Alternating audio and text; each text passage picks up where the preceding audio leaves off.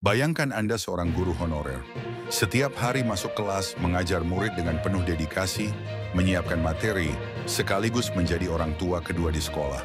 Tapi ujung bulan, amplop yang diterima hanya Rp300.000. Dan di tengah realitas pahit itu, Menteri Agama Nasruddin Umar dalam acara pendidikan profesi guru, PPG di UIN Jakarta mengatakan bahwa kalau mau cari uang, jangan jadi guru, jadi pedaganglah. Kalimat ini seketika membakar emosi publik. Bukan hanya karena terdengar meremehkan, tetapi karena ia menyentuh luka lama yang tak kunjung sembuh. Guru di Indonesia sudah lama digadang sebagai pahlawan tanpa tanda jasa, tapi kenyataannya mereka sering dipaksa hidup tanpa kepastian dan kesejahteraan.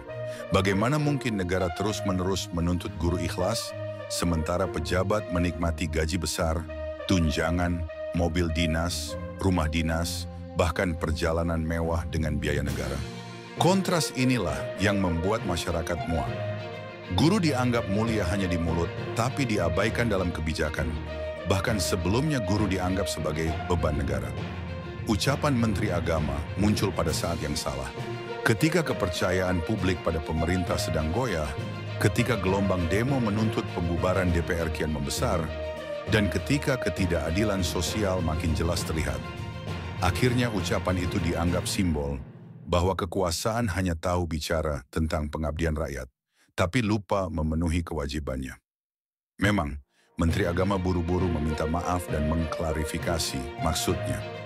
Ia menyebut guru sebagai profesi paling mulia, dan Kementerian Agama telah menaikkan tunjangan, memperluas program pendidikan profesi guru, hingga mengangkat ribuan honorer menjadi PPPK. Tapi publik tidak mudah percaya, karena faktanya masih banyak guru honorer di pelosok negeri yang digaji setara uang parkir di kota besar.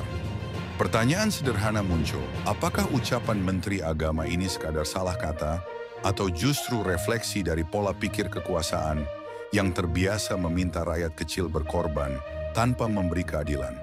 Jika benar guru diminta untuk tidak berharap pada uang, bukankah negara justru sedang lari dari tanggung jawabnya? Guru bukan hanya pengajar, mereka adalah penopang peradaban. Jika negara gagal memberi penghargaan yang layak, maka sebenarnya negara sedang meruntuhkan masa depannya sendiri. Karena tanpa guru yang sejahtera, mustahil ada generasi yang cerdas, kritis, dan berdaya saing. Bagaimana menurut kalian? Apakah ucapan Menteri Agama ini bisa dimaafkan sebagai salah ucap?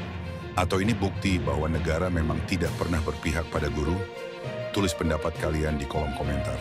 Jangan lupa like, share, dan subscribe agar semakin banyak orang sadar bahwa perjuangan guru bukan hanya soal keikhlasan, tapi soal keadilan yang nyata.